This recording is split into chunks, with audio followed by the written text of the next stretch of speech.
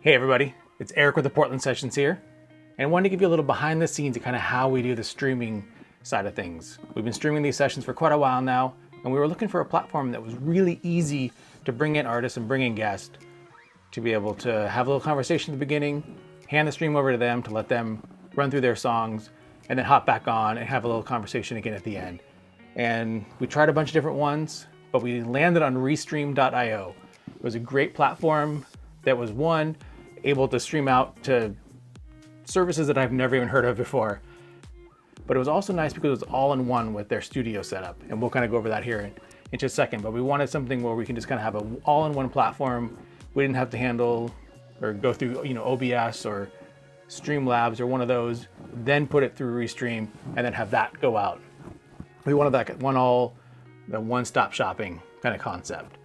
And Restream was perfect for that. So let's hop into the computer. And I'm going to kind of show you the rundown of everything that we do from basically start to finish of setting up a stream. And then we're actually going to be doing our live stream. So this is exactly what I'm going to be doing before we go live here in about an hour. Now, a little disclaimer before we jump in here. This is a sponsored video.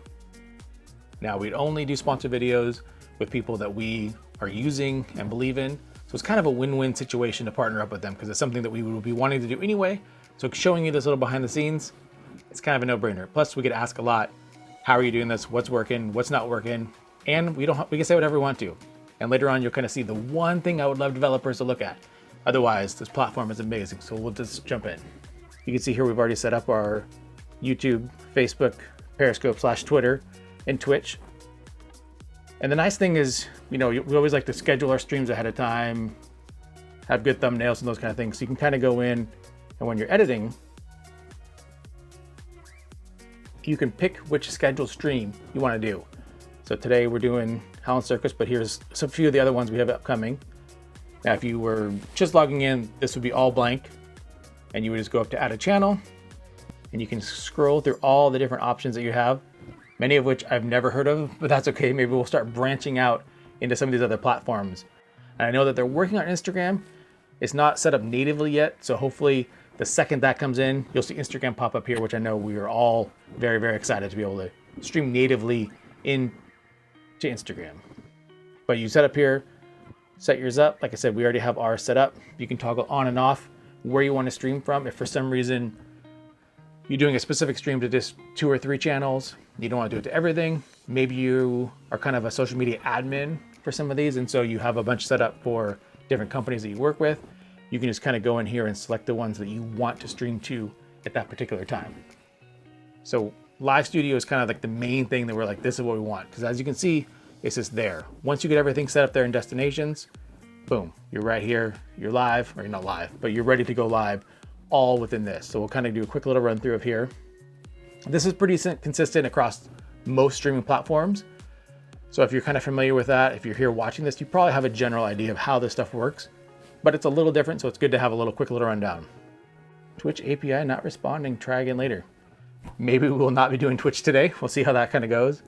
The beauty of live streaming is things go as planned and sometimes not quite as planned.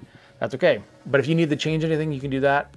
If you want to, add a different title, as you can see, we have ours already put in there to pop up when our stream goes live. But if you hadn't done this yet ahead of time, you can go in here and put in your titles, the descriptions, and it'll update everything that you have checked, which is great. Graphics is awesome because you can really kind of customize the look. If you have overlays, gamers that have overlays that have little boxes in different spots, you can kind of set this up. We have a simple overlay that we'll kind of use right before we go live. And that's just usually the cover that we're using, mainly for YouTube. So we'll put that up there, and usually it's good. What we use it for is we'll put that up there. We're kind of behind it, as if you click away, you can kind of see that I'm still there. And if we had a guest next to me, it'd still be there. But we kind of leave that up there so that we can kind of go live, look over at this kind of monitoring computer, make sure, okay, we're like legit live on Facebook, on YouTube, where we want to be. And then we can come back in here, click away, and then we're there, we're live, we're ready to go. Captions, you can pop in there with very similar to kind of like an overlay. So we have ours set up for today for Howlin' Circus. Put a hashtag, put the obligatory follows on social media and all your handles, and chat. Chat is awesome to be able to have chat in here. because you pull in the chat from everywhere that you're streaming. So if we're streaming to Facebook, YouTube, Twitter, LinkedIn, wherever we're streaming to, it's all going to populate right over here. Obviously, we're not live, so we don't have any actual chat. So Restream's good at giving you a little placeholder to give you an idea for these demo purposes. And for what we're doing, we don't really pop chats up on the screen live. But if you're doing kind of like a question and answer or something where you want to put everybody's actual live chat on screen, you just click on it, show it, and boom, you got that chat. Integrate it into one thing. You don't have to have OBS open or Streamlabs open, then Restream open, and then YouTube open for the chat. You don't have to have all those different things. It's all just right here. Now, I talked about like the main reason that we chose Restream was because of the ease of being able to add guests in here, and for our purposes, music guests. The one thing that if you are doing any kind of music related streaming and you're using pretty much any of these platforms, they all have a built-in audio processing, which is great for cutting out background noise if you don't have headphones, and cutting out that like echo loop that you kind of hear yourself and it kind of comes back in that weird feedback loop that just sounds horrible. We've all heard on Zoom calls. It's miserable. Audio processing is perfect for that. So if you're doing just talking and two people talking, make sure that that is checked. If you're doing anything when it's music related, you want to make sure that you uncheck right here, this audio processing. If you uncheck it, then whatever's coming in is going out. There's nothing happening to it. It will require a pair of headphones because it's not going to cancel out any of that echoing where you can hear yourself. But it's going to make music sound amazing because it's not trying to find that dominant sound and cancel out something. If you were lucky enough to get a cam link before they just disappeared everywhere and became $400 or $500 on eBay, you can select whatever camera you have kind of plugged in. I'm just using my webcam for this purposes. Even for the stream, I just use my MacBook's webcam. And then of course I got my camera up here, which is not connected because I was not lucky. I did not purchase a cam link and was not going to shell out $400 for a cam link. Beside the point. As soon as they're back in stock, this all will look a lot better. Now, I mentioned the main thing that we use Restream for is being able to bring in those guests. And that is super easy. And I'll show you like exactly how to do that here in a few minutes when we actually bring in our artists for the session that we're doing today. This is where I'm setting all this up for an actual session that we're going to be going live with here in a few minutes, which I realize when you're watching this video, that session will have already happened, but you can go back in YouTube time and watch the session and see what I did. Is that how it works? It's not quite Inception, but pretty close, I think. So you just grab this link here, cut and paste it, send it out to anybody. They don't have to download anything. It just opens up just like this in their browser. They select their mic, they select their camera, and you're good to go. That's it. Now, Restream developers, if you guys are watching this, my one wish list item is this right here. Right now, if you're in this window and you send this out, you're fine. But if you have any issue, like we saw, we weren't kind of connected to Twitch. So if I need to come out here, go back to destinations.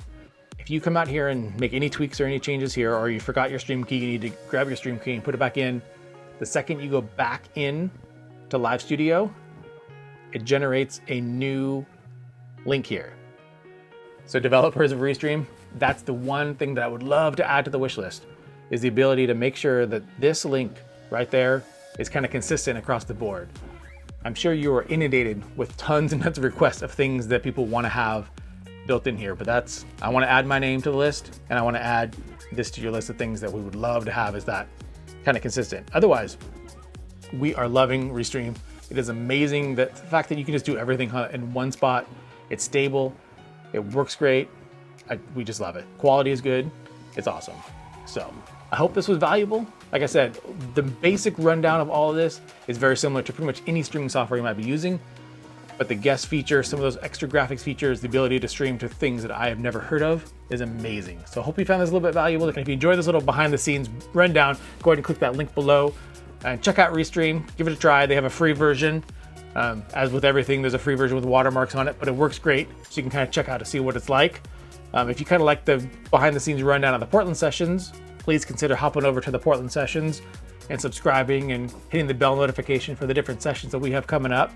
So you can kind of see what it looks like on that end of things. Now I'm going to go do all the other behind the scenes stuff of taking pictures and thumbnails and making sure the descriptions are correct and making sure we repost the replays and all that kind of fun stuff. So with that, I will see you guys next time.